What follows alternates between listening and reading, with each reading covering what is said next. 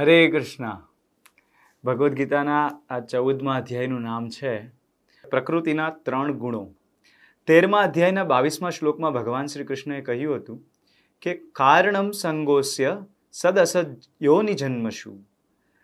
આ દુનિયાની અંદર જીવો અલગ અલગ યોનિઓમાં 3 ગુણોના પ્રભાવના કારણે જન્મ લે છે.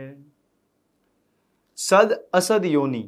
સદ મતલબ જે ઉપર જતી, જેમાં સુખ વધારે મળે એવા શરીરો, અને અસદ મતલબ જેમાં દુઃખ વધારે મળે એવા શરીરો. જ્યારે જીવ રજોગુણ અને તમોગુણના પ્રભાવમાં વધારે આવે છે ત્યારે અસદ યોનિઓમાં જન્મ લે છે, અને સત્વગુણમાં જ્યારે એ પ્રભાવિત થાય છે ત્યારે એ સદ યોનિઓમાં જન્મ લે છે. તો સવાલ અહીંયા એ આવે કે આ જે કારણમ ગુણ સંગોસ્ય કીધું છે 3 ગુણોના પ્રભાવના કારણે, તો આ 3 ગુણો શું છે અને એના પ્રભાવ કઈ રીતે જીવ પર આવી શકે, તો એ આખો સબ્જેક્ટ આ 14મા અધ્યાયની અંદર ભગવાન શ્રી કૃષ્ણએ વિગત રૂપે ચર્ચા કર્યો છે. તો આખા ચેપ્ટરને આપણે 3 ભાગની અંદર વિભાજિત કરી શકીએ. પહેલો ભાગ છે શ્લોક નંબર 1 થી લઈને 4, જેમાં કેવી રીતે જીવ 3 ગુણોના પ્રભાવમાં આવીને આ દુનિયામાં ઉત્પન્ન થાય છે, જન્મ લે છે. ત્યારબાદ 5 થી લઈને 18 નંબરના શ્લોકની અંદર આપણે સત્વગુણ, રજોગુણ અને તમોગુણ, આ 3 ગુણના શું સ્પેસિફિક પ્રભાવ હોય છે, આ 3 ગુણમાંથી કયો ગુણ ઉપસ્થિત છે એ કઈ રીતે જાણી શકાય એનું આપણે વિગત રૂપે જ્ઞાન મેળવીશું. ત્યારબાદ 19 થી લઈને 27 નંબરનો જે શ્લોક છે, છેલ્લો ભાગ જે છે, એમાં આપણે આ 3 ગુણોના પ્રભાવમાંથી મનુષ્ય યોનિમાં આપણે કઈ રીતે પાર થવું, આ 3 ગુણોથી બહાર કઈ રીતે આવવું અને મુક્તિ, ભગવાન કૃષ્ણની સેવા કઈ રીતે પ્રાપ્ત કરવી, એના વિશેનું જ્ઞાન આપ્યું છે. તો પહેલા 2 શ્લોક જે છે એની અંદર આ 3 ગુણોના જ્ઞાનનું મહત્વ સમજાવ્યું છે. ભગવાન શ્રી કૃષ્ણ બોલ્યા, હવે હું તને સર્વ જ્ઞાનોમાં સર્વશ્રેષ્ઠ જ્ઞાન કે જેને જાણીને બધા મુનિજનો પરમ સિદ્ધિ પામ્યા છે તે વિશે ફરીથી કહીશ. બીજા શ્લોકમાં, આ જ્ઞાનમાં સ્થિર થવાથી મનુષ્ય મારા જેવી દિવ્ય પ્રકૃતિ પ્રાપ્ત કરી શકે છે. આ પ્રમાણે સ્થિત થવાથી તે સર્જન સમયે જન્મ લેતો નથી કે પ્રલય કાળે વ્યથિત થતો નથી. આ 3 ગુણોનું જે જ્ઞાન છે, સત્વગુણ, રજોગુણ, તમોગુણ, એનું જ્ઞાન પ્રાપ્ત કર્યા પછી જીવને ફરી આ દુનિયામાં જન્મ લેવો પડતો નથી. દુનિયામાં કઈ રીતે જીવ જન્મ લે છે એ આગળ 3જા શ્લોકમાં કીધું છે. મમ યોનિર મહદ બ્રહ્મ તસ્મિન ગર્ભમ દદામ્યહમ સંભવ સર્વભૂતાનામ તતો ભવતિ ભારત. હે ભરતપુત્ર, બ્રહ્મ નામનો સમગ્ર ભૌતિક પદાર્થ જન્મનો સ્ત્રોત કહેવાય છે, અને હું આ બ્રહ્મનું જ ગર્ભધાન કરું છું, જેનાથી સર્વ જીવોનો જન્મ શક્ય બને છે. આ શ્લોકની અંદર ભગવાન વર્ણન કરે છે કે સૃષ્ટિનું સર્જન કઈ રીતે થયું. સૃષ્ટિના સર્જન પહેલા આખું જે આ ભૌતિક અસ્તિત્વ છે, આખું ભૌતિક અસ્તિત્વ એક ભૌતિક પદાર્થ મહત્તત્વના રૂપે ઉપસ્થિત હોય છે. અને ભગવાન મહાવિષ્ણુ જ્યારે પોતાની દ્રષ્ટિ આ મહત્તત્વ ઉપર પાડે છે ત્યારે એમની દ્રષ્ટિના પ્રભાવથી એ મહત્તત્વ જે છે એ એજિટેટ થાય છે અને એક્ટિવેટ થઈ જાય છે.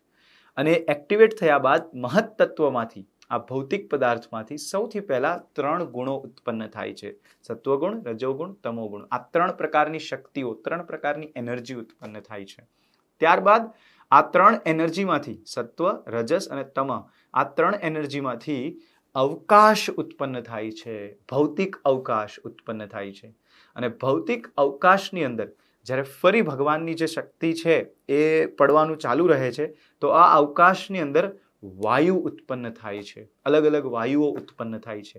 અને વાયુઓમાંથી અગ્નિ ઉત્પન્ન થાય છે, અગ્નિમાંથી જળ અને જળમાંથી પૃથ્વી. તો આ રીતે સૃષ્ટિની સર્જનની શરૂઆતમાં 5 મહત્તત્વો, અવકાશ, વાયુ, અગ્નિ, જળ અને પૃથ્વી, આ 5 તત્વો ઉત્પન્ન થાય છે. અને આ 5 તત્વોની અંદર ભગવાન અલગ અલગ જીવને એમની ઈચ્છાઓ પ્રમાણે શરીર આપે છે. આ 5 તત્વોથી બનાવેલું શરીર આપે છે. એટલા માટે અહીંયા કીધું છે કે જેનાથી સર્વ જીવોનો જન્મ શક્ય બને છે. ત્યારબાદ આગળના શ્લોકમાં કીધું છે, સર્વયોનિષુ કૌંતેય મૂર્તયઃ સંભવંતિ યા તાસામ બ્રહ્મ મહદ્યોનિર અહમ બીજ પ્રદઃ પિતા. ભગવાન કૃષ્ણ અહીંયા ડિક્લેર કરે છે કે હું જ બધા જ જીવોનો પિતા છું. માતા કોણ છે? કે આ 5 મૂળ તત્વો જે છે એની ઉત્પત્તિ જ્યાંથી થઈ છે એવું મહત તત્વ, મતલબ ભૌતિક પ્રકૃતિ. ભૌતિક પ્રકૃતિ એ દરેક જીવની માતા છે પ્રકૃતિ. અને પિતા કોણ છે? બીજ પ્રદઃ પિતા. એ કોણ છે? ભગવાન કૃષ્ણ સ્વયં. તો દરેક જીવના પિતા ભગવાન છે અને માતા પ્રકૃતિ છે. એટલા માટે આ દુનિયાની અંદર જેટલા પણ જીવો છે એ બધા જ જીવો આપણી જોડે ભાઈચારાથી જોડાયેલા છે, એક સંબંધથી જોડાયેલા છે.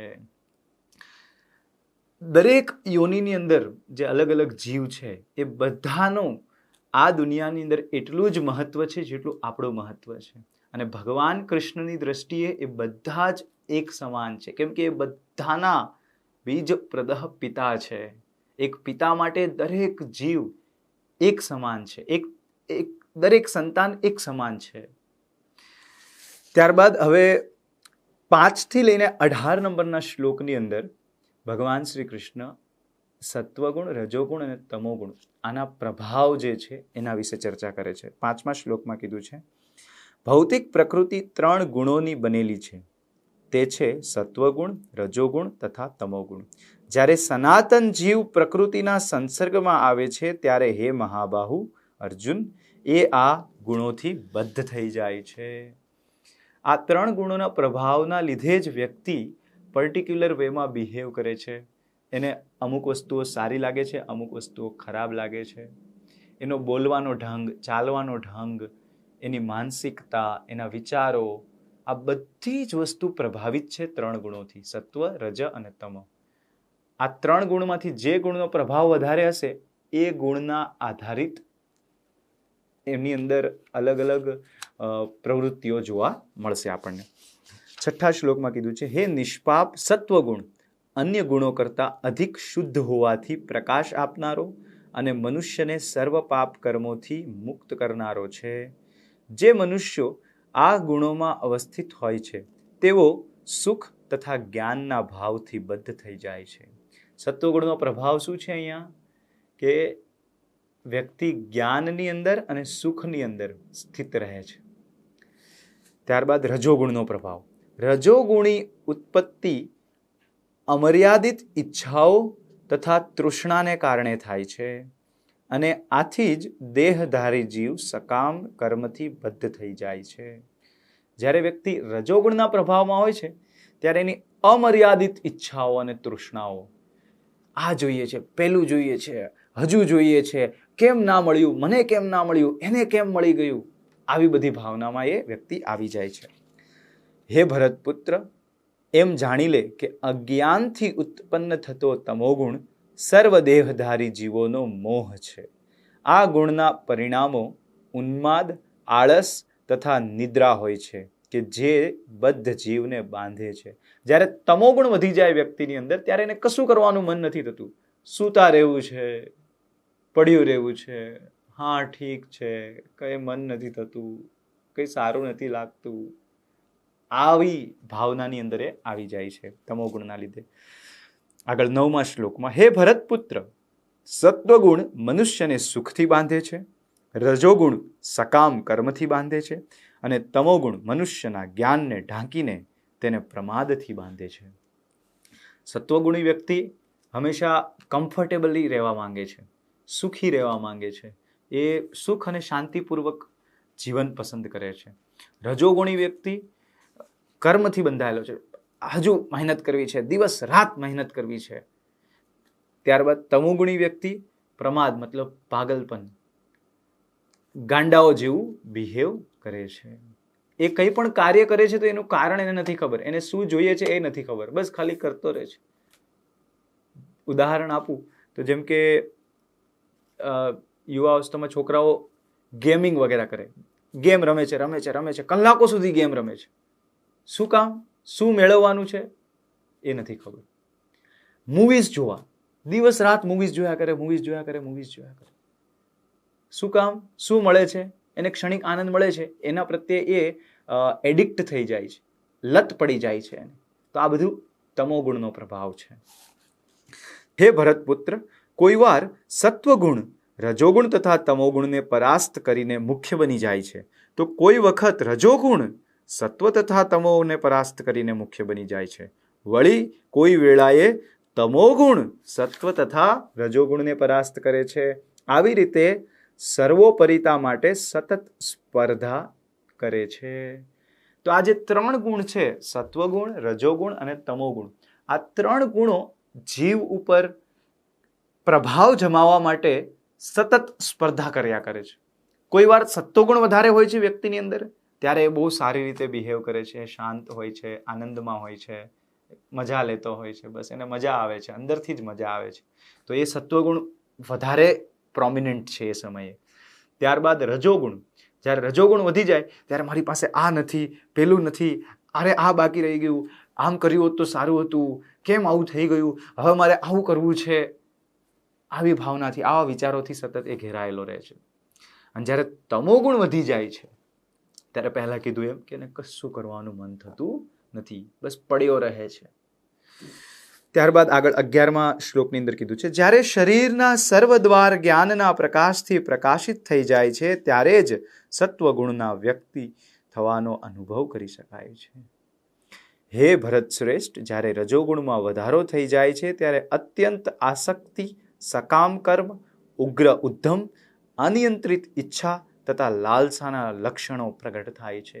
સત્વગુણમાં વ્યક્તિ જ્ઞાની બની જાય છે અને રજોગુણમાં આસક્તિ, એને કોઈ વસ્તુને પામવા માટે તડપ જે છે એ તડપ એકદમ પ્રબળ છે.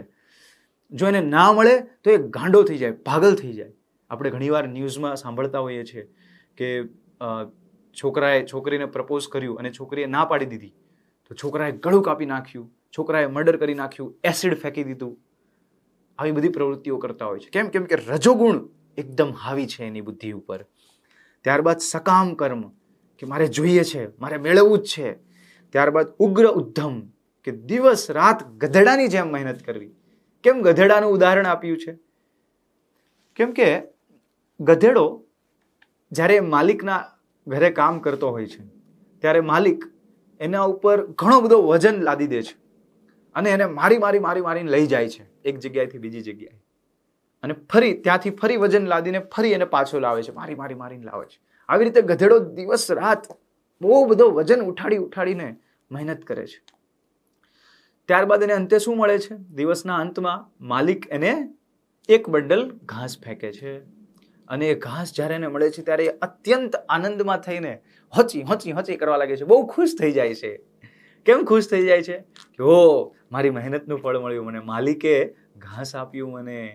તો એ ગધેડો ખુશીથી એ ઘાસને ખાય છે. હવે એ ગધેડાને એટલું નથી ખબર કે જે એક બંડલ ઘાસ એને દિવસ રાત મહેનત કરવાથી મળ્યું, એ ઘાસ તો ગામની અંદર અપાર માત્રામાં અવેલેબલ છે. એ માલિકને છોડીને જો જંગલમાં જતો રહે, ગામમાં રહેવા જતો રહે, છૂટો થઈ જાય તો એને અઢળક ઘાસ મળશે. એના માટે એને આટલી બધી મહેનત કરવાની જરૂર નથી. તો જરૂર કરતા એ વધારે મહેનત કરે છે ગધેડો. એટલા માટે માણસ પણ જ્યારે જરૂર કરતા વધારે મહેનત કરે છે ત્યારે એને ગધેડો કહેવામાં આવે છે, એને ગધેડા જોડે ગણતરી કરવામાં આવે છે. અનિયંત્રિત ઈચ્છા તથા લાલસા, લાલચ જે છે એ પણ રજોગુણનું જ સિમ્પટમ છે. હે કુરુપુત્ર, જ્યારે તમોગુણમાં વૃદ્ધિ થઈ જાય છે ત્યારે અંધકાર, જડતા, ઉન્માદ અને મોહ વ્યક્ત થાય છે.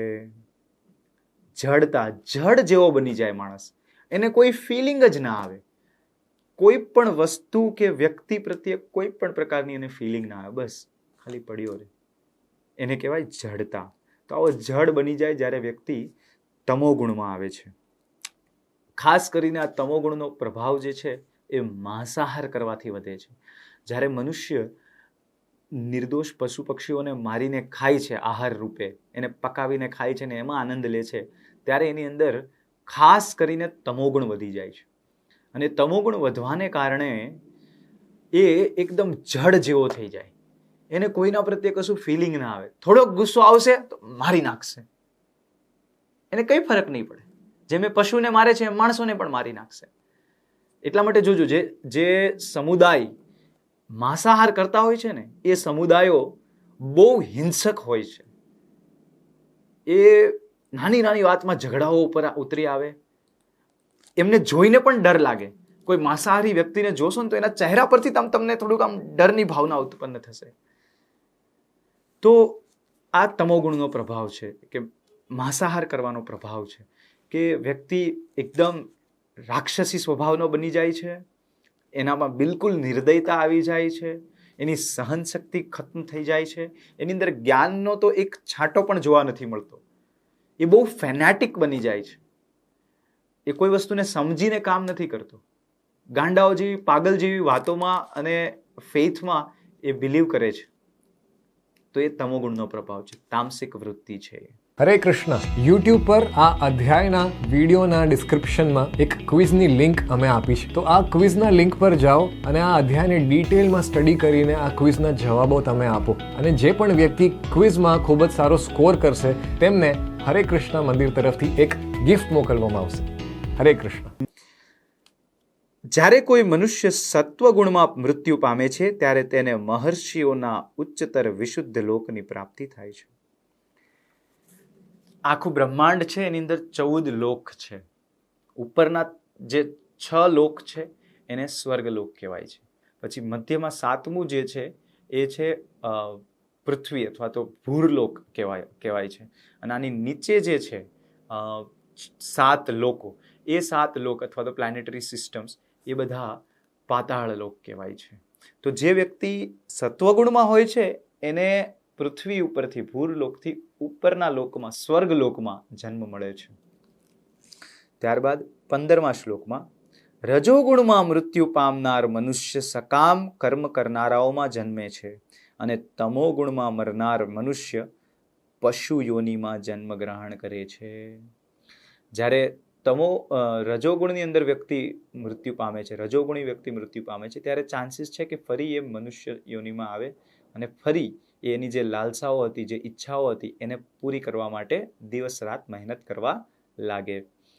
ત્યારબાદ તમોગુણમાં જે વ્યક્તિ મરે છે એમને મનુષ્ય કરતાં પણ નિમ્ન યોનિઓ જે છે, પશુઓની યોનિઓ, પક્ષીઓની યોનિઓ, વૃક્ષોની યોનિઓ, આ બધી યોનિઓમાં જન્મ મળે છે. 16મા શ્લોકમાં કીધું છે પુણ્ય કર્મનું ફળ શુદ્ધ હોય છે, તેને સાત્વિક ગુણમય કહેવાય છે. પરંતુ રજોગુણમાં કરેલું કર્મ દુઃખમાં પરિણામે છે તથા તમોગુણમાં કરેલા કર્મ મૂર્ખામીમાં પરિણમે છે. 17મા શ્લોકમાં કીધું છે સત્વગુણથી વાસ્તવિક જ્ઞાનનો વિકાસ થાય છે, રજોગુણથી લોભ ઉત્પન્ન થાય છે અને તમોગુણમાંથી પ્રમાદ, મોહ તથા અજ્ઞાન ઉત્પન્ન થાય છે. આપણે આગળ ઉદાહરણ સમજ્યા હતા તમોગુણનું, કે માંસાહારી વ્યક્તિ, તો એના પર અજ્ઞાનનો પ્રભાવ પણ વધી જાય છે. જ્યારે એ પશુઓને મારીને ખાય છે, પક્ષીઓને મારીને ખાય છે, ત્યારે એની અંદર એ જ્ઞાન નથી આવતું કે હું જેમને મારીને ખાઉં છું, મારે પણ એમના જેવું શરીર ધારણ કરવું પડશે અને મને પણ કોઈ મારીને ખાશે. આ જ્ઞાન એને સમજમાં આવતું નથી, કેમ કે તમોગુણ અજ્ઞાનને ઉત્પન્ન કરે છે, રજોગુણ લોભ ઉત્પન્ન કરે છે. હજુ જોઈએ છે, હજુ જોઈએ છે, હજુ જોઈએ છે. એ ભૂલી જાય છે કે બધું છોડીને જવાનું છે. મહાભારતની અંદર જ્યારે યુધિષ્ઠિર મહારાજને પ્રશ્ન પૂછવામાં આવ્યો હતો યક્ષ દ્વારા કે આ દુનિયાની અંદર સૌથી વધારે આશ્ચર્યચકિત કરનારી વસ્તુ કઈ છે, સૌથી મોટું આશ્ચર્ય શું છે, ત્યારે યુધિષ્ઠિર મહારાજ જવાબ આપે છે અહની અહની ભૂતાની ગચ્છન્તિ યમાલયમ શેષઃ સ્થાવરમ ઇચ્છન્તિ અતઃ આશ્ચર્ય કિમ પરમ. આ દુનિયાની અંદર વ્યક્તિ દરેક પળે જોઈ રહ્યો છે કે બધા જ જીવો મૃત્યુ પામી રહ્યા છે. એ ઘણા બધા લોકોને ક્ષણે ક્ષણે યમલોક જતા જોઈ રહ્યો છે, છતાં પણ એ એવી રીતે જીવે છે જાણે એણે ક્યારેય યમલોક જવાનું નથી, એનું મૃત્યુ ક્યારેય આવવાનું નથી. આનાથી મોટું આશ્ચર્ય અતઃ આશ્ચર્ય કિમ પરમ, શું હોઈ શકે? તો મોટા ભાગે લોકો દુનિયાની અંદર રજોગુણના પ્રભાવમાં છે. એટલા માટે એમને હજુ હડપવું છે, સંપત્તિ ભેગી કરવી છે, અપાર અઢળક સંપત્તિ ભેગી કરવી છે, કેમ કે બધા રજોગુણના પ્રભાવમાં છે. જે આધુનિક એડવાન્સમેન્ટ છે, મોડર્ન એડવાન્સમેન્ટ અથવા તો મોડર્ન વર્લ્ડ છે, મોડર્ન એજ્યુકેશન સિસ્ટમ છે, અથવા તો ઇકોનોમી છે, આ બધી જ વસ્તુઓ રજોગુણ અને તમોગુણથી પ્રભાવિત છે. કે લોકોની અંદર કટ થ્રોટ કોમ્પિટિશન ઉત્પન્ન કરવામાં આવે છે કે દિવસ રાત મહેનત કરો, દિવસ રાત મહેનત કરો. સુખ શું હોય, સુખની પ્રાપ્તિ કરવી જોઈએ, એવા બધા વિષય પર કોઈ વિચારવા પણ માંગતું નથી. બસ ખાલી મહેનત કરવી છે અને હજુ મેળવવું છે, હજુ વધારે મેળવવું છે, હજુ વધારે મેળવવું છે. આવી ભાવનાઓથી જ લોકો ચાલી રહ્યા છે. તો આ રજોગુણ અને તમોગુણનો પ્રભાવ છે. લોકોની અંદર સત્વગુણ વધારવા માટે કોઈ પણ પ્રયાસ કરવામાં આવી રહ્યો નથી.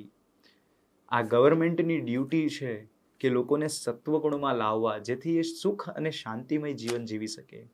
પરંતુ ગવર્મેન્ટ અથવા તો કેપિટલિસ્ટ અથવા તો મોટી મોટી કંપનીઓ બધા જ કામ કરી રહ્યા છે કે કઈ રીતે લોકોની અંદર રજોગુણ વધારવો. એટલું માર્કેટિંગ કરવામાં આવે છે કે લોકોને એવું ફીલ કરાવવામાં આવે, એવો અહેસાસ કરાવવામાં આવે કે તમારે આ વસ્તુની જરૂર છે, પેલી વસ્તુની જરૂર છે, તમારે આ પણ તમારી પાસે હોવું જોઈએ, આ પણ હોવું જોઈએ, તે પણ હોવું જોઈએ, આ બધું જ તમારી પાસે હોવું જોઈએ. જો તમારી પાસે ગાડી નહીં હોય, બંગલો નહીં હોય, એસી નહીં હોય, રેફ્રિજરેટર નહીં હોય, બાઇક નહીં હોય, રોલેક્સની ઘડિયાળો નહીં હોય, કે પરફ્યુમ નહીં છાંટો, કે આવા વસ્ત્રો નહીં પહેરો, કે આ કે તે ફલાણું ઢીકણું, આટલી હજારો વસ્તુ તમારી પાસે નહીં હોય તો તમે સુખી ના રહી શકો. આવો એમને આભાસ કરાવવામાં આવે છે. અને લોકો આ બધી બિનજરૂરિયાતની વસ્તુઓને પ્રાપ્ત કરવા માટે દિવસ રાત મહેનત કરે છે. એમાં પણ મોટા ભાગે જ પરિવારોની અંદર જોઈએ તો એક માણસ કમાતો હોય, બાકીના 4-5 લોકો ખાલી બસ ખરીદવામાં જ લાગેલા હોય છે. લોકો એ પૈસાથી અનેકો વસ્તુ ખરીદે છે જે એમણે કમાણા નથી, અને એવી અનેકો વસ્તુ ખરીદે છે કે જેની એને જરૂર પણ નથી. અને એ જરૂર વગરની અનેકો વસ્તુ બીજાને બતાવવા માટે ખરીદે છે. અને કોને બતાવવા માટે?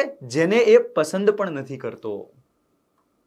તો આવી રીતે પાગલોની જેમ લોકો દિવસ રાત મહેનત કરી રહ્યા છે. શાના માટે? એ વિચારવાનો એમની પાસે સમય પણ નથી. આવા માર્ગ પર એમને દોરવામાં આવી રહ્યા છે મોડર્ન એજ્યુકેશન સિસ્ટમ દ્વારા, મોડર્ન ગવર્મેન્ટ દ્વારા. તો આવી દયનીય પરિસ્થિતિ છે દુનિયાની રજોગુણ અને તમોગુણના પ્રભાવના કારણે. લોકોની અંદર વાસ્તવમાં સત્વગુણ જગાડવો જોઈએ. સત્વગુણી મનુષ્યો ક્રમશઃ ઉપર ઉચ્ચતર લોકમાં જાય છે, રજોગુણી માણસો પૃથ્વી લોકમાં રહે છે, અને જે ઘૃણાજનક તમોગુણમાં હોય છે તેઓ નીચે નરલોકમાં જાય છે. અને છેલ્લો 19મો શ્લોક છે. જ્યારે કોઈ મનુષ્ય સારી રીતે જાણી લે છે કે સર્વ કાર્યોમાં પ્રકૃતિના 3 ગુણો સિવાય અન્ય કોઈ કરતા નથી, તથા તે પરમેશ્વરને જાણી લે છે કે જેઓ આ 3 ગુણોથી પરે છે, ત્યારે તે મારા દિવ્ય સ્વભાવને પ્રાપ્ત કરે છે. હવે ભગવાન આ 19મા શ્લોકથી લઈને 27મા શ્લોક સુધી વાત કરે છે કે આ 3 ગુણના પ્રભાવથી કઈ રીતે બહાર આવવું.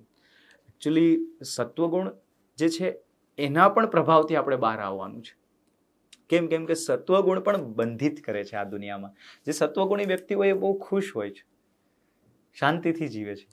તો એને એ ખુશી અને શાંતિ સત્વગુણના પ્રભાવના લીધે મળે છે. એ સત્વગુણમાં જે વ્યક્તિ છે એની લાઈફસ્ટાઈલ કેવી હોય? એકદમ નીટ એન્ડ ક્લીન, બહુ ડિસિપ્લિન્ડ, બધું ટાઈમ પર કરે, કોઈ અનનેસેસરી વસ્તુઓ વિશે ચર્ચા ના કરે, બસ એ ખુશ રહે. અને એને એવું ફીલ થાય કે આહા, કેટલી સરસ છે મારી લાઈફ, દુનિયા કેટલી સરસ છે. તો એટલા માટે એ આ દુનિયામાં જ પોતાનું અસ્તિત્વ કન્ટિન્યુ કરવા માંગે છે. એને ભગવત ભક્તિ અથવા તો ભગવાનમાં કોઈ રુચિ આવતી નથી. એ વિચારે છે બધું મસ્ત છે, ફર્સ્ટ ક્લાસ છે, શું પ્રોબ્લેમ છે આ દુનિયામાં. તો એવી રીતે એ વ્યક્તિ સુખથી બંધિત થઈ જાય છે આ દુનિયામાં. એટલા માટે સત્વગુણથી પણ ઉપર જવાનું છે આપણે. તમો અને રજોગુણની તો વાત જ ના કરો. તો સત્વગુણ, રજોગુણ અને તમોગુણ આ ત્રણેય ગુણોના ઉપર જવાનો જે માર્ગ છે એ હવે અહીંયા કીધો છે. આપણે 19મા શ્લોકથી 27 નંબરના શ્લોકમાં કન્ટિન્યુઅસલી અલગ અલગ ઉપાયો આપ્યા છે અને 26મા શ્લોકની અંદર ભગવાન કૃષ્ણ ડાયરેક્ટ અને ટોપમોસ્ટ અને સૌથી ઇઝીએસ્ટ ઉપાય આપે છે. મામ ચ યો અવ્યાભિચારેણ ભક્તિ યોગેન સેવતે સગુણાન સમતિતેતાની બ્રહ્મ ભૂયાય કલ્પતે. જે મનુષ્ય સર્વ સંજોગોમાં ચૂક્યા વગર મારી અવિચલિત ભક્તિમાં પરોવાયેલો રહે છે તે તરત જ ભૌતિક પ્રકૃતિના ગુણોને ઓળંગી જાય છે અને એ રીતે બ્રહ્મપદ સુધી પહોંચી જાય છે. કેવી રીતે? સર્વ સંજોગોમાં ચૂક્યા વગર મારી અવિચળ ભક્તિમાં પરોવાયેલો રહે છે. મામચયો અવ્યાભિચારેણ ભક્તિ યોગેન સેવતે. ભક્તિ યોગમય સેવા મારી જે વ્યક્તિ કરે છે એ પણ કેવી રીતે? સર્વ સંજોગોમાં ચૂક્યા વગર અચળ ભક્તિયુક્ત સેવા કરે છે. એ વ્યક્તિ આ ત્રણેય ગુણોને પાર કરી દે છે. કેવો સીધો જવાબ આપી દીધો ભગવાને.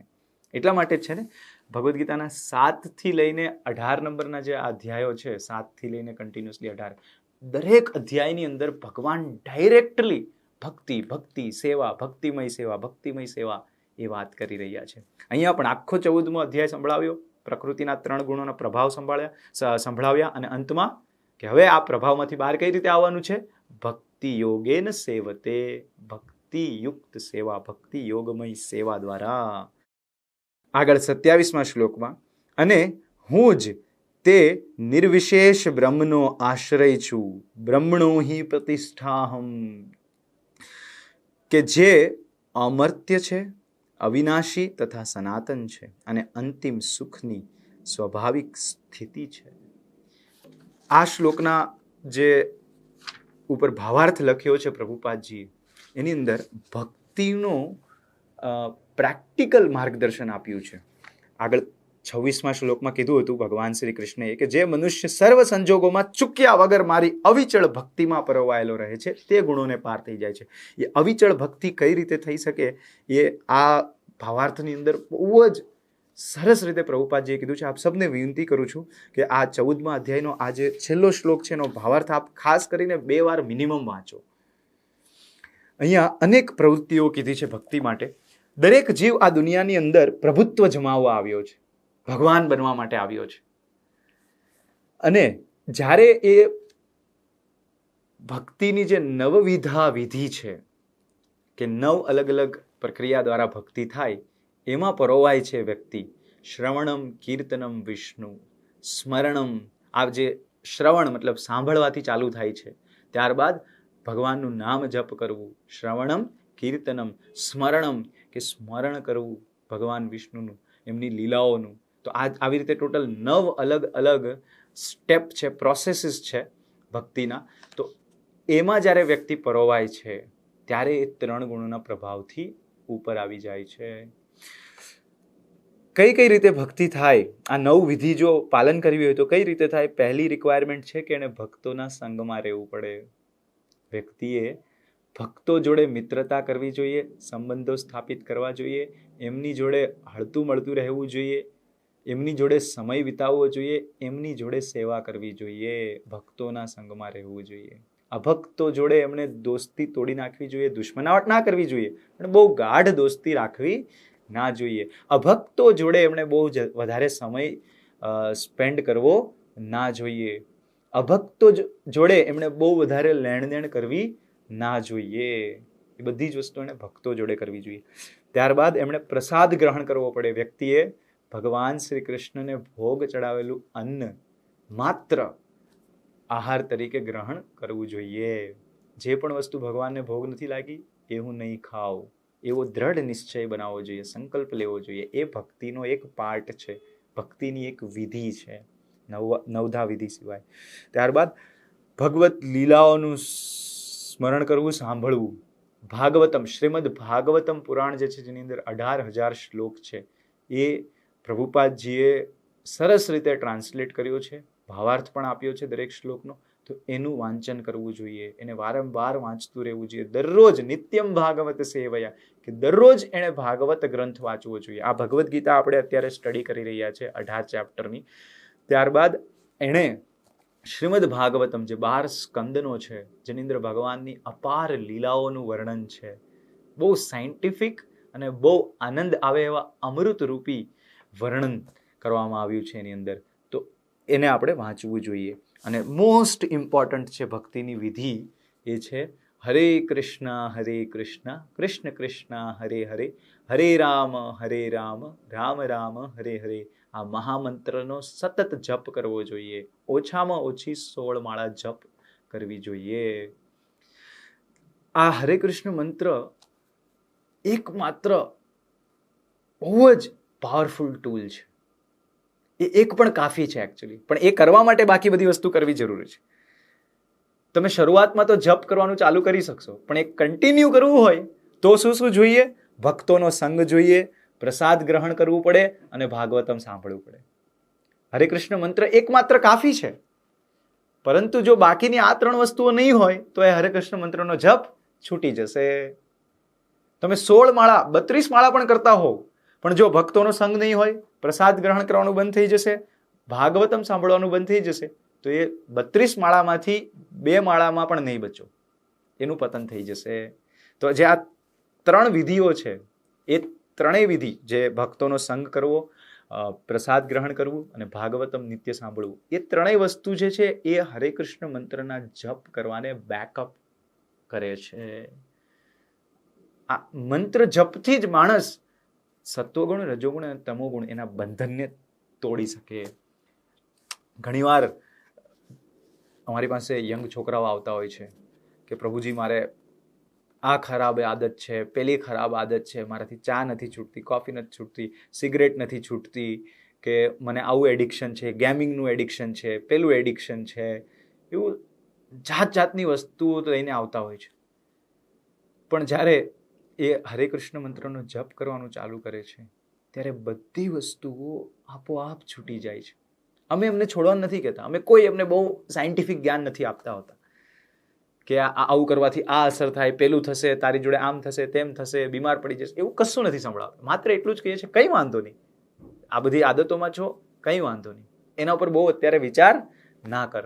તું માત્ર દિવસમાં 15 મિનિટ કાઢ અને આ 2 માળા હરે કૃષ્ણ મંત્રનો જપ ચાલુ કર. અને એ 2 માળા કર્યો છે, ધીરે ધીરે ધીરે ધીરે વસ્તુઓ છૂટવા લાગે છે. પછી 2 માંથી 4, 4 માંથી 8, 12 અને 16 ધીરે ધીરે કરતો થઈ જાય છે, અને એની બધી જ ખરાબ આદતો છૂટી જાય છે. ઘણીવાર મોટી ઉંમરના લોકો પણ આવે છે કે સ્વામીજી મને ગુસ્સો બહુ આવે છે, મારો સ્વભાવ ચીડચીડિયાપણો છે, મારા ઘરમાં મને કોઈ પસંદ નથી કરતું, બધા જોડે બહુ ઝઘડા થાય છે, કઈ મજા નથી આવતી. કંઈ વાંધો નહીં, આ હરે કૃષ્ણ મંત્રનો જપ કરો, 1 અઠવાડિયું કરો, બસ 1 અઠવાડિયા પછી તમે જોજો. અને અઠવાડિયા પછી આવે છે કે સ્વામીજી, પ્રભુજી, આ જપ કર્યો હરે કૃષ્ણ મંત્રનો, મારા મનની અંદર બહુ હળવાહટ આવી ગઈ, બહુ ફેરફાર આવી ગયો મારા સ્વભાવની અંદર. ઘણીવાર લોકો ભૌતિક દુઃખોમાં હોય છે, કે નિષ્ફળતાથી હેરાન થઈ રહ્યા હોય છે, કે અનેક પ્રકારના ફાઇનાન્શિયલ આ તે બધા પ્રોબ્લેમ્સમાં હોય છે. અને બધા પ્રોબ્લેમનું કારણ શું હોય છે? કંઈક પાસ્ટના કર્મો. એમને પણ કહીએ છીએ કે તમે આ ભક્તિ માર્ગ પર આવો, ભક્તોનો સંગ લો, પ્રસાદ ખાઓ, ભાગવતમ સાંભળો, હરે કૃષ્ણનો મંત્રનો જપ કરો. અને આવી રીતે આ વિધિમાં એ જ્યારે એડમિશન લે છે, આ બધું કરવાનું ચાલુ કરે છે, 1 મહિના, 2 મહિના, 3 મહિના, 6 મહિનાની અંદર તો એની આખી પરિસ્થિતિ બદલી જતી હોય છે. ચમત્કારો થતા હોય છે. એ કહે છે કે પ્રભુજી, વિચાર્યું પણ નહોતું કઈ રીતે થશે, એવું બધું થઈ ગયું. આવા ચમત્કારો થતા હોય છે લોકોના જીવનમાં. આ ભક્તિનો પાવર છે કે એ માત્ર આપણા આધ્યાત્મિક જીવનને જ નહીં, પરંતુ ભૌતિક જીવનને પણ ઉપર લાવી દે છે, તારી દે છે, બંનેની સ્થિતિ વ્યવસ્થિત કરી દે છે. તો આ એકમાત્ર માર્ગ છે, એકમાત્ર ઉપાય છે, એ છે ભક્તિ, ભગવાનની ભક્તિમય સેવા. તો એ આ અધ્યાયના અંતમાં કન્ક્લુડ કરવામાં આવ્યું છે. Thank you very much. Hare Krishna. Hare Krishna. YouTube પર આ અધ્યાયના વિડીયોના ડિસ્ક્રિપ્શનમાં એક ક્વિઝની લિંક અમે આપી છે. તો આ ક્વિઝના લિંક પર જાઓ અને આ અધ્યાયને ડિટેલમાં સ્ટડી કરીને આ ક્વિઝના જવાબો તમે આપો. અને જે પણ વ્યક્તિ ક્વિઝમાં ખૂબ જ સારો સ્કોર કરશે તેમને હરે કૃષ્ણ મંદિર તરફથી એક ગિફ્ટ મોકલવામાં આવશે. હરે કૃષ્ણ.